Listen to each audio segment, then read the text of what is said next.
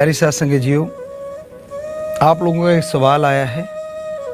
हमसे पूछा गया है कि इंसान जितने भी इस दुनिया में हैं, क्या सबके अंदर इंसानियत है?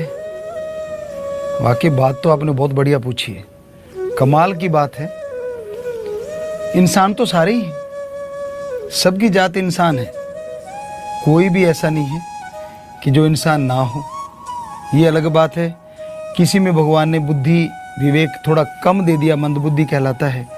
बाकी तो लगभग एक जैसी बुद्धि है, जितना आप उससे काम लेते हैं उसके अकॉर्डिंग वो बढ़ती चली जाती है। तो क्या सबके अंदर अच्छी बुद्धि होने के बावजूद सभी लोग इंसान हैं? सोचने वाली बात है।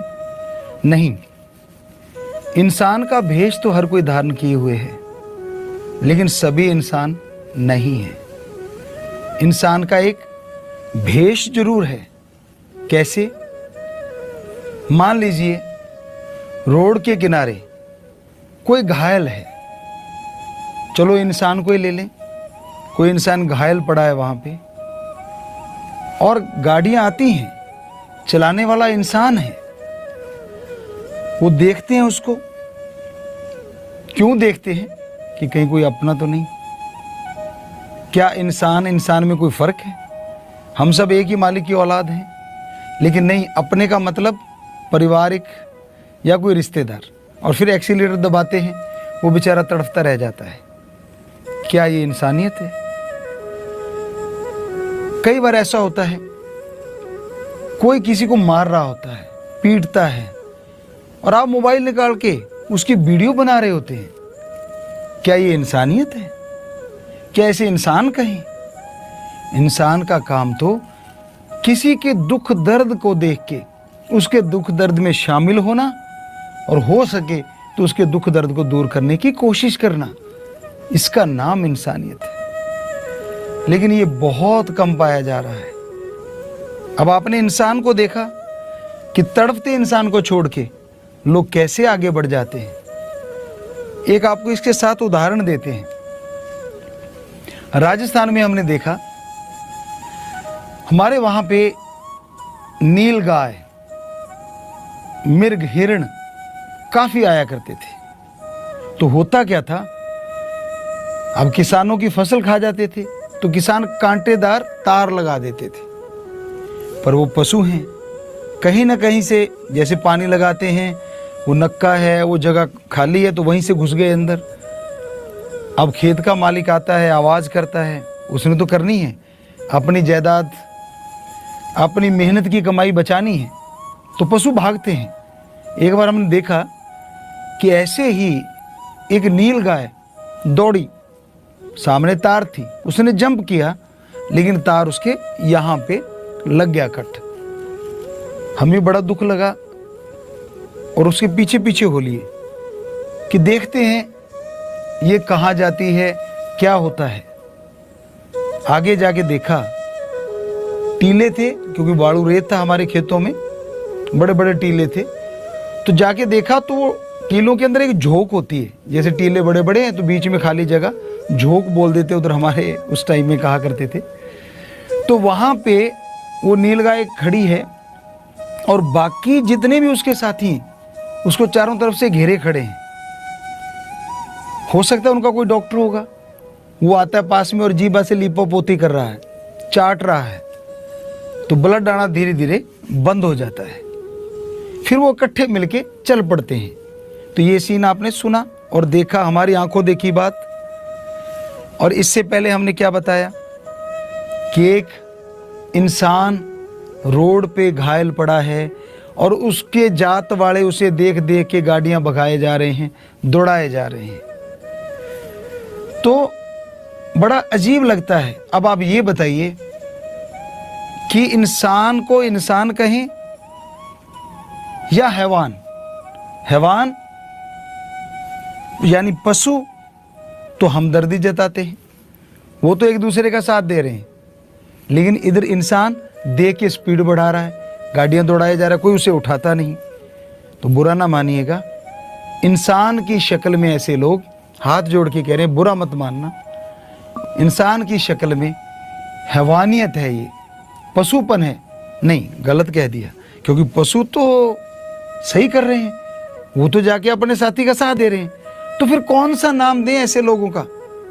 बेहद स्वार्थी और जिनके अंदर इंसानियत नाम की कोई चीज ही नहीं है। बेरहमी, बड़े नाम हैं, लेकिन आज के समाज में इंसान अपने आप को ऐसे शब्दों से नवाजते हुए शायद बुरा मान जाए, लेकिन सच तो सच है ना, हकीकत तो हकीकत है। तो इंसानियत का मतलब क्या है? एक बार हम किसी यूनिवर्सिटी में चले गए, सत्संग करते करते, शायद अमरावती था वो एरिया, महाराष्ट्र का था या मध्य प्रदेश का, अब ख्याल में नहीं। तो काफ़ी पढ़े लिखे बच्चे वहाँ पे आए और कहने लगे, गुरुजी आप कोई हमसे सवाल पूछिए, हम सब बता देंगे, साइंस के पढ़ने वाले हैं। तो हमने कहा बेटा ठीक है, बताइए इंसानियत किसे कहते हैं? तो कहने लगे, गुरुजी एक है तो इंसान है, ज़्यादा है तो इंसानियत है। हमने कहा वाह, क्या कहना आपका? कहते फिर और क्या मतलब हुआ? यही तो मतलब है। हमने कहा इंसानियत हमारी जात है, मानवता, और वही आपको पता नहीं है। कहले गुरुजी आप बताइए फिर किसे कहते हैं इंसानियत? तो इंसानियत, मानवता का मतलब है किसी को भी दुख दर्द में तड़पता देख के उसके दुख दर्द में शामिल होना और उसको ऐसा करना जिससे उसका दुख दर्द दूर हो जाए। अपनी बातों से, या उसका इलाज करवाइए, या फिर किसी भी तरह से उसे हॉस्पिटल पहुंचा दीजिए अगर वो घायल है। किसी को दुखी देख के जो ठहाके लगाते हैं, किसी को दुखी देख के जो खुशी मनाते हैं, वो इंसान नहीं, हमारे धर्मों में उन्हें शैतान या राक्षस कहा जाता है। तो अपनी जात को बदनाम मत कीजिए। इंसान है तो इंसानियत को जिंदा रखिए, और इंसानियत जिंदा रहेगी तभी जब इंसानों वाले कर्म करेंगे। और भी कर्म है, जैसे देखा जाए तो हमारे धर्मों में इंसान को सबसे बड़ा माना गया है, इंसान को सर्वश्रेष्ठ कहा गया है। क्यों? अगर खाता इंसान है तो खाते तो जीव जंतु पशु भी हैं। बाल बच्चे इंसान पैदा करता है तो वो तो पशुओं के भी होते हैं। घर इंसान बनाता है, वो तो पक्षी जानवर सब बनाते हैं। फिर धर्मों में सर्वश्रेष्ठ क्यों कहा गया? किस लिए कहा गया? अभी और भी बात है, कई मामलों में पशु आगे हैं। पशुओं के जीते जी मलमूत्र खाद के काम आता है। वो दूध देते हैं जिसे हम लोग पीते हैं, वो भी काम आता है। और मरणोपरांत हड्डियां, मांस, चमड़ा सब किसी न किसी के काम में आ जाता है। लेकिन इंसान का तो जीते जी गंदगी संभालने में बड़ी मुश्किलें आ रही हैं। कैसे संभाला जाए? सीवरेज हैं, बड़ा कुछ किया जा रहा है, लेकिन बड़ी मुश्किल है।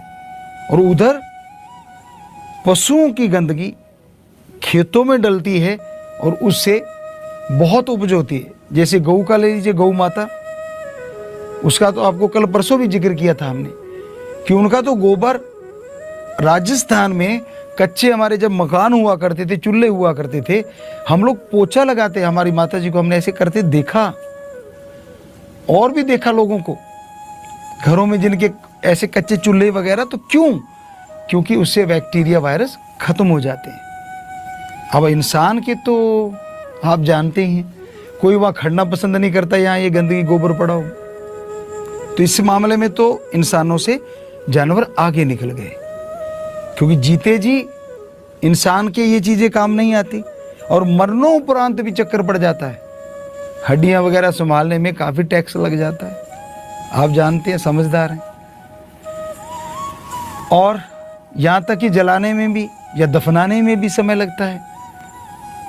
तो कहने का मतलब फिर धर्मों में क्यों कहा गया सर्वश्रेष्ठ? किस लिए कहा गया? क्योंकि इंसान एक ऐसा है जो उस ओम, अल्लाह, वाहिगुरु, गॉड, खुदा, राम का सुमरन करके, उसका नाम जप के उसे हासिल कर सकता है।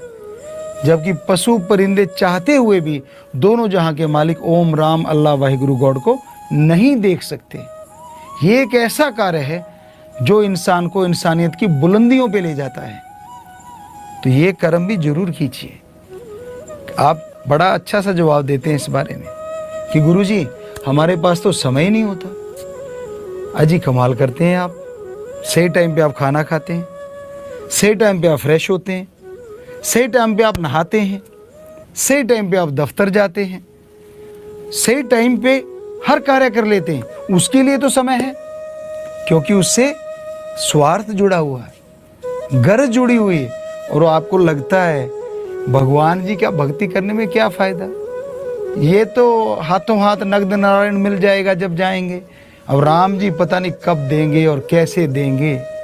अरे भाई, राम का नाम जपने से, अल्लाह वाहिगुरु गॉड का नाम लेने से आपके अंदर का आत्मबल बढ़ेगा, और आत्मबल बढ़ने से आपकी तमाम बीमारियां जो लगी हुई हैं या आने वाली हैं उन पे जल्दी से जल्दी आपका कंट्रोल हो जाएगा, यानी वो बीमारियां गायब हो जाएंगी और आप इंसानियत की बुलंदियों पे जाएंगे।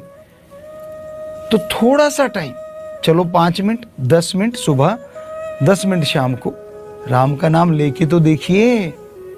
जो कर्म किया ही नहीं आपने, कैसे कह सकते हैं उससे आपको कुछ मिलता है कि नहीं मिलता। अगर आप पढ़ते ही ना, डिग्रियां लेते ही ना, कोर्स करते ही ना, तो नौकरी कहाँ से मिलती।